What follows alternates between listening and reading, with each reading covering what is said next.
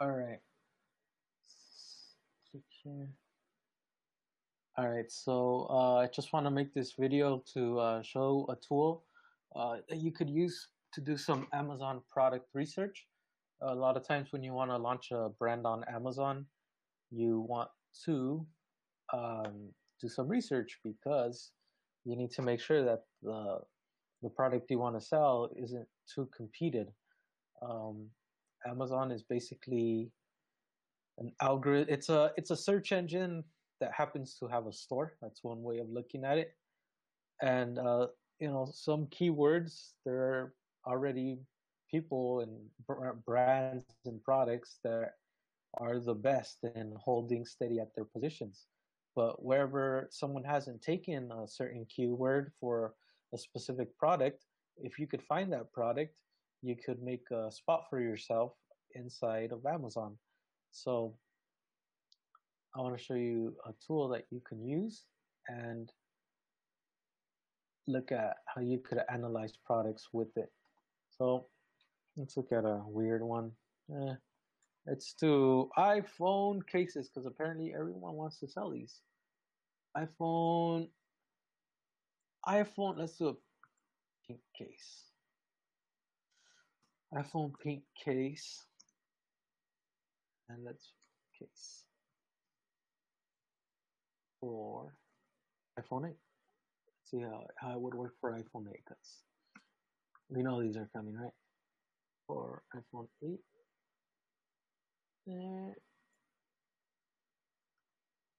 So we're gonna search this right now, see what Amazon gives us back. Just making sure I'm still live. The last one got dropped. Maybe it was internet. I don't know what happened.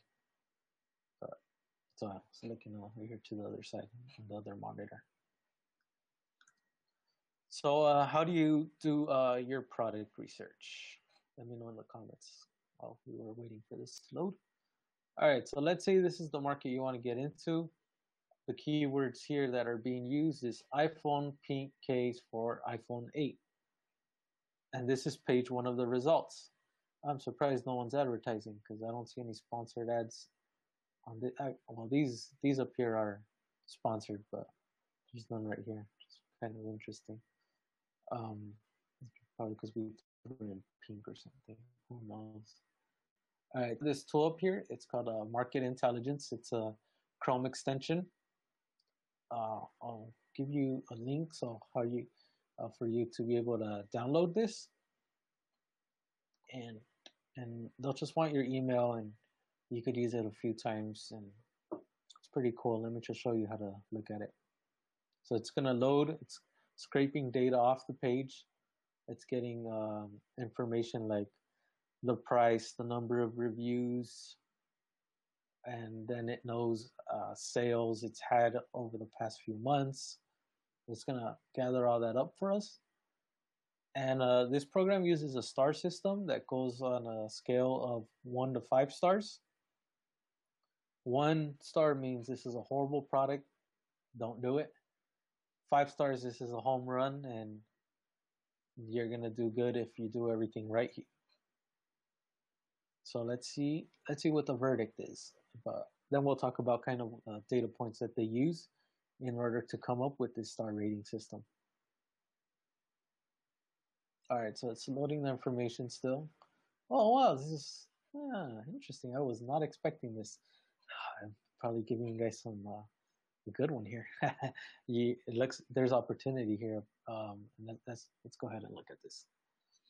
All right, the red ones are just are outliers, and they're kind of thrown out of the averages that are used to come up with this information because that product is probably bringing in outside traffic somehow. Maybe they have a following on Instagram. Maybe they're running ads from Google, but somehow they're getting a large amount of traffic here. But the way you're going to index for keywords is you're going to use the internal Amazon system so you don't worry too much about it. And there is only a few that were doing that type of stuff. So I'll scroll up. All right. So here's what you get. You get the product name. This is the brand, the product name, the category it's in, This is the sales rank in the last 30 days. Amazon sales rank is kind of like the billboard charts, where the closer you are to number one, that means the more you're selling, the better you're doing. The more down you are, close to 1,000, a million, that means the less sales you're getting. And this is an average over that is generated over the last 30 days. So these are averages. And then we get is is the sales rank falling or going, are sales dropping or going up? And that's kind of what you get here. If it'd be going like this, I mean it's falling, and that's not good. But if they're going up, let's see, did this thing crash on me? Wait, okay, so I just got that pop right there. All right, and right here we have the price points, because the three things that matter when on page one of the search results on Amazon, three things: the product photo, the name of the product, and the price. Reviews are also very important, but when it comes to your actual listing, that's going to be your photo, name, price point. Because imagine, say all of them here are on average $15, and then you want to sell yours for $50. If you're at a store, you're like, you don't want to buy the super most expensive one. So think about it as a consumer also. Now let's go over here and look at the market trends. It's in this tab up here. Oh, there's one metric I need to show because it's very important. I'll come back to it right after we look at this.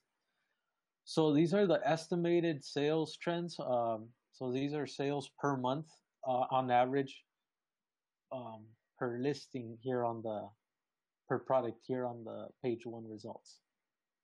So September. All right. Let's see.